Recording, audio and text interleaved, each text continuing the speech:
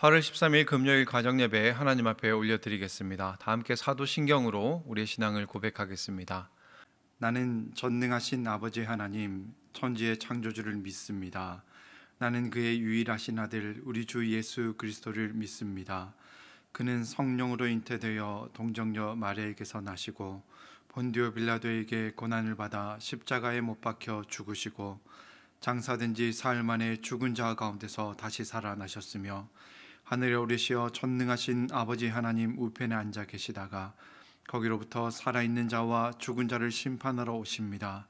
나는 성령을 믿으며 거룩한 공교회와 성도의 교제와 죄를 용서받는 것과 몸의 부활과 영생을 믿습니다. 아멘. 오늘 우리가 함께 고백할 찬양은 나 주님의 기쁨 되기 원하네입니다.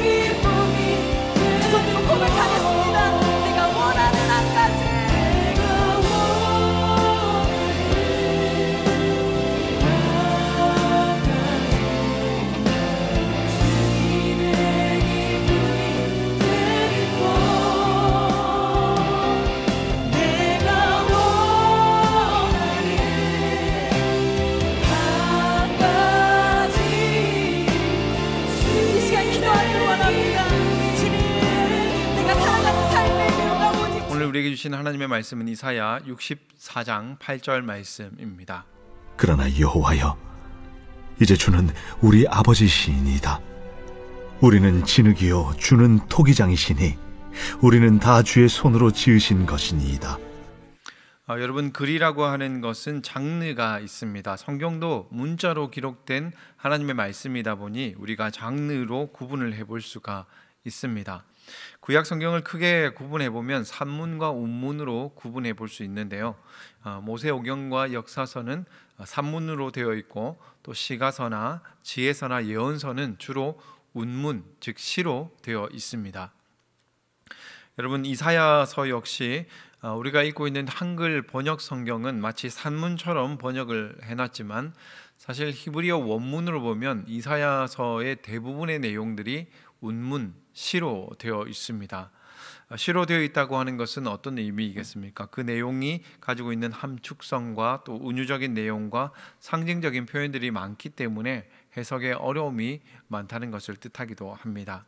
성경은 여러분 이렇게 크게 산문과 운문으로 구분해 볼 수 있습니다.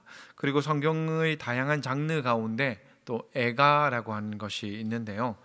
성경에서 대표적인 애가라고 한다면 우리가 잘 알고 있는 예레미야 애가를 들 수가 있겠습니다. 그리고 이사야서 안에도 애가라고 구분되는 곳이 있는데, 바로 이사야 63장 15절에서 64장 12절까지의 내용이 바로 이사야서 안에 있는 애가라고 할 수 있습니다. 여러분, 여기서 애가라고 하는 장르를 우리가 배우는 중요한 이유에 대해서 말씀을 드리고자 합니다. 애가를 배워야 하는 중요한 이유는 무엇이냐면, 우리가 운명주의에 맞설 수 있는 담력을 얻을 수 있기 때문입니다. 쉽게 말해서 이런 겁니다. 여러분, 지금 이스라엘의 상황은 어떤 것이냐면, 이스라엘의 범죄로 말미암아서 하나님께 매를 맞고 있습니다. 하나님께서 이스라엘의 죄악으로 말미암아 바벨론이라고 하는 심판의 몽둥이를 사용하셔서 지금 자기 백성들을 징계하고 있는 그런 상황입니다.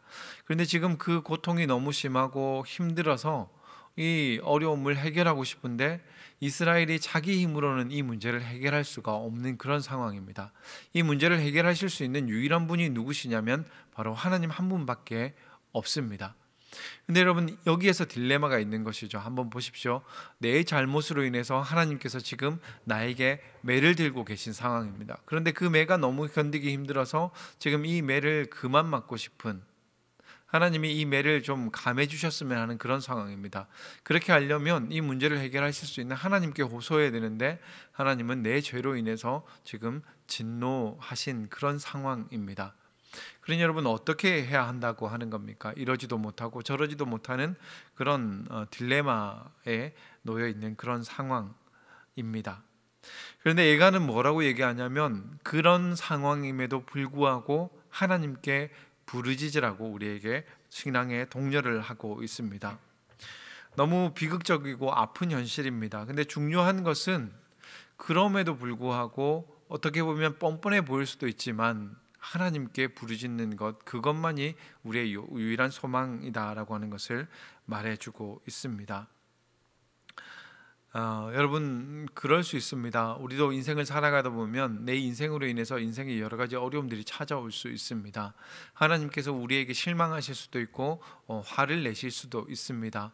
그러나 그때에 어떻게 해야 됩니까? 하나님께 죄송하기 때문에 그냥 아무 말도 하지 못하고 그냥 고통 속에서 처절하게 몸부림치는 것, 하나님이 우리에게 요구하시는 건 그게 아니라고 하는 것이죠. 하나님은 진노 중에도 자비와 긍휼을 잃지 않으시는 하나님이라고 말씀하셨습니다.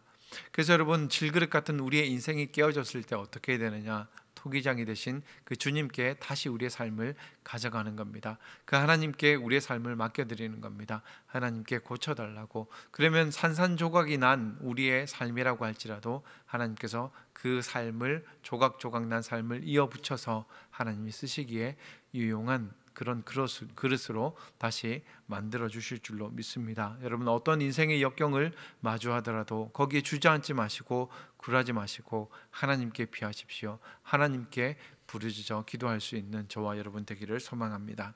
나눔 질문에 대해서 말씀드리겠습니다. 첫 번째는 혹시 하나님 앞에 고백하지 못한 죄가 있다고 한다면 이 내용은 나누지 마시고 각자 침묵의 시간을 가지고 하나님 앞에 조용히 기도해 보셨으면 좋겠습니다.